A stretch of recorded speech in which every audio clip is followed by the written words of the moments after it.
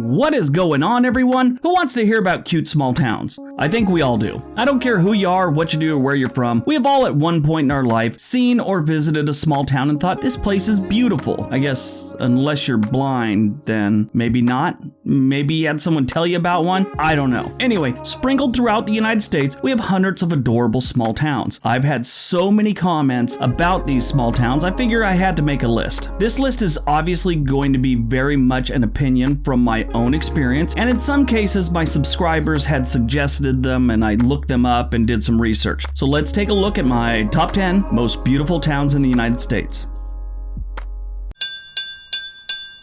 Number 10, Midway, Utah. Midway is home to a little over 3,000 residents, located about an hour east of Salt Lake City. During the winter, the town turns into a snowy wonderland. The buildings are all that chalet-style architecture. Loads of people come for Swiss days, a celebration of the town's Swiss founders. Other attractions include the Homestead Caldera, ice castles, the Homestead Crater, and more. There's a lot of stuff to do around here, not just during the winter. But during the winter, this place looks like a romantic commercial for some jewelry company. I kid you not. Take a look.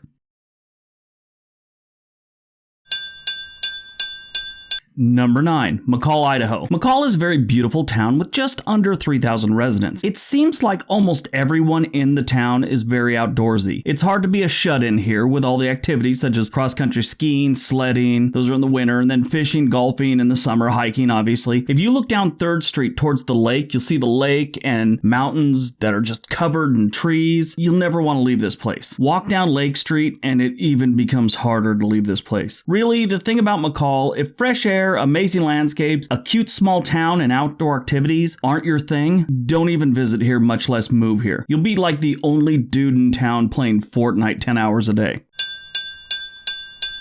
Number 8, Meredith, New Hampshire. Meredith is a very laid-back little town on Lake Winnipesaukee with about 6,000 year-round residents. It sits a little over an hour of a scenic drive away from Manchester, New Hampshire, and side note, if you've ever been to New Hampshire, the whole frickin' state is a scenic drive. I kid you not. Since the town sits on a lake, a lot of the people treat Meredith as a place for a vacation home for the spring and the summer months. And that's too bad, because this place is just as cute covered in snow. Maybe not as many things to do as during the summer, but still, it's beautiful. The lake isn't the only attraction here. The town also has the Lake Winnipesaukee Scenic Railroad, which is pretty cool. I've been to this one, actually. I was on that train. It was kind of neat. Meredith is the kind of place that makes you want to take up painting landscapes, or at least paying an art student to do it, then pass it off as your own work at parties and stuff, that type of thing. Number 7, Senoia, Georgia. Senoia is about an hour outside of Atlanta. It's home to 3,000 residents and is famous for being one of the filming locations for the TV show The Walking Dead. Because of the show's popularity, the town is one of the biggest tourist attractions in the area. It's also home to Nick and Norman's restaurant, which is owned by one of the show's stars, Norman Reedus, who plays Daryl, the dude with the crossbow. Senoia is a beautiful southern town. The downtown area has held on to the old buildings and its history pretty well. Main Street is like the all-American Main Street, with shops and restaurants up and down the street, a nice little grass island down the middle of the 2 lanes. It's beautiful. This place makes me want to eat apple pie and watch baseball here. Number 6, Cannon Beach, Oregon. Cannon Beach is an amazing little beach town on the Oregon coast, about 90 minutes west of Portland, Oregon. I go here often. If the natural beauty doesn't win you over, the town will. They have some of the best places to eat in Oregon, and they have Haystack Rock. Here it is.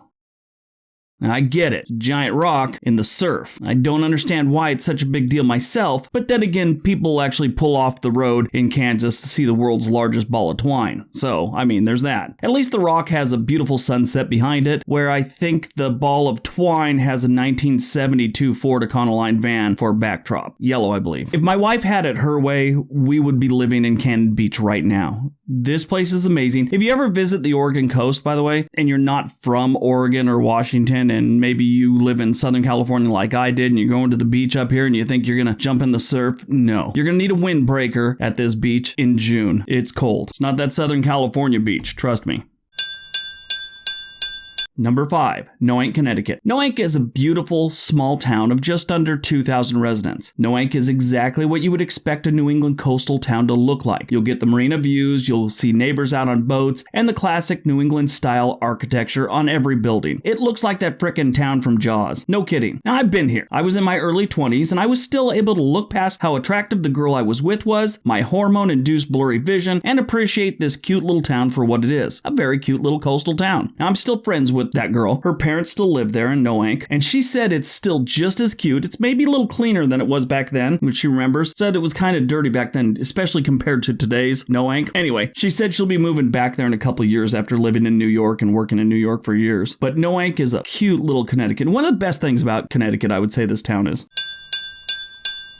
Number 4, Carmel, California. Carmel, or as it's known by its official and more pompous name, Carmel by the Sea, is a small beach town of about 4,000 residents in Monterey County, California. The views of the beach from within the town itself are amazing. That's not the only place. You also have other places in the area like Mission Trail Park, Carmel Point, and the Carmel River State Beach. All have great views of the ocean. Now, I've been to this town more than once. I used to live at Fort Ord, which is Monterey, which isn't too far away. And we'd go there sometimes. It's a little too uppity, but it's a really nice looking place. And I was 21 and, I wasn't rich, so I really didn't fit in or any of my lowbrow friends from the military. So we didn't go there often, but we went there occasionally. The town is beautiful. Clint Eastwood used to have a bar and lived there. I don't know if he still owns the bar, but he used to live there and he owned a bar there. It was really neat. It's a really neat place. This was an artist community when the town really started taking shape, so most of the older homes reflect that. Carmel is probably the cutest little coastal town in California. Sorry, San Pedro, you didn't make the cut. If you're from Southern California, you get that.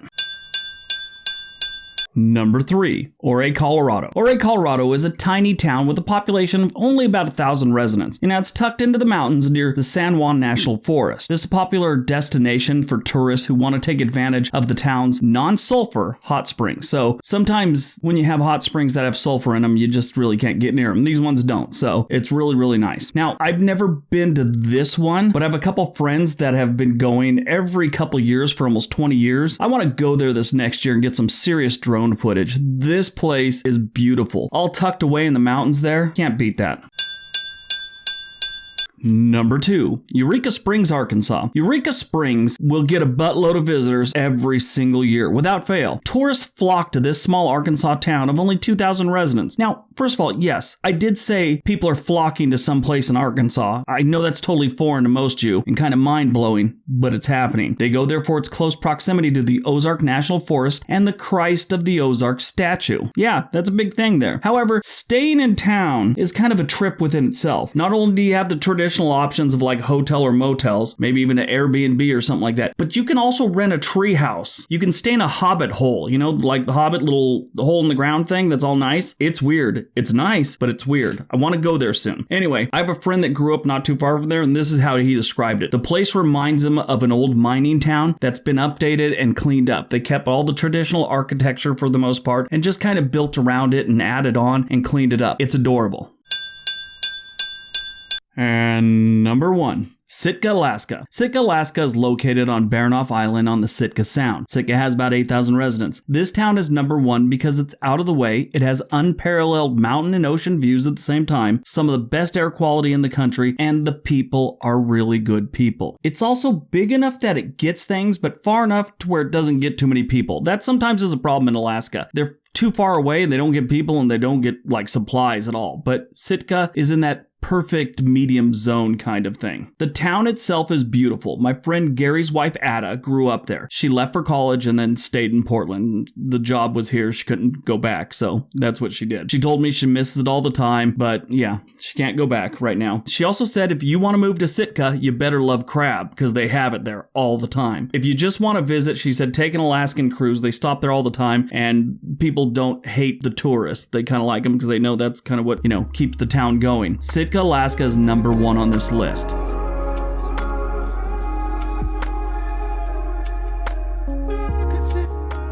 All right, so that's my top 10 beautiful towns in the United States. Hope you guys enjoyed it. Hope you got some information out of this. Obviously, this one was very much an opinion. There's no real category to judge a beautiful town. It's all by what you think. So I did some research, I talked to friends, and I also put some in that I've been to that I thought were amazing. If you think I missed any, let me know. I'd love to make another one of these lists. I want to hear from you. Tell me what town you think should have been on this list. I'll make another one. Everybody have a great day.